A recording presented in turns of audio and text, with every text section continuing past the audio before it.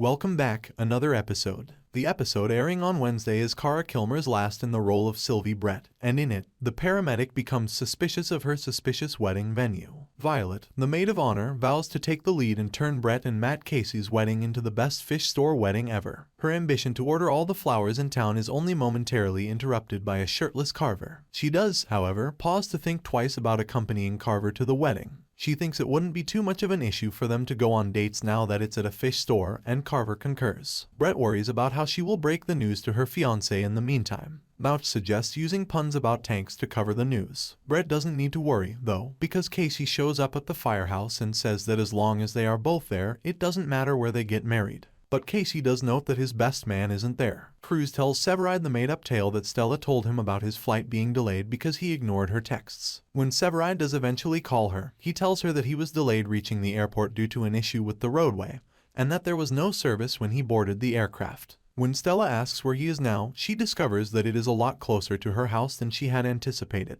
She is followed inside by Severide, who gives her a passionate kiss upon their reunion. Severide tells her in the afterglow that his return home was always the idea. During a traditional cigar conversation with Casey, Severide intensifies his emotions by expressing his love for fire research while keeping in mind his ultimate objective of returning home to Stella. Severide remembers a recent chat he had with Casey, during which Casey told him that both the firehouse and he needed each other. Then, Casey comments on how far they've gone, from being unmarried bachelors to fortunate men in love. When you go this time, it feels permanent somehow, Severide remarks. A call cuts through the conversation, leaving Sylvie holding a criminal at gunpoint. She gives him a quick spray in the eye when he's not looking, dashes out of there, and Casey enters to knock the man to the ground. To my relief, Casey, I wasn't going to miss my own wedding, she exclaims. Positively, the firehouse crew was able to obtain wedding flowers because there was a postponed bridal fair at the location. When Casey and Brett finally make it to the altar, Bowden, the officiant, declares that they are the epitome of love and kindness, but they are not the most astute in grasping what everyone else already knows, that they ought to have married long ago. Bowden then declares them to be husband and wife and a family. Violet sobs, I will never in my life have a partner I will love this much, as Brett bids Violet and Stella farewell at Molly's reception. Casey assures Severide that he will return soon. Then, as their friends wave them off into their happily ever after, the couple gets into their car with baby Julia and the rest of their family, decked out in caution tape.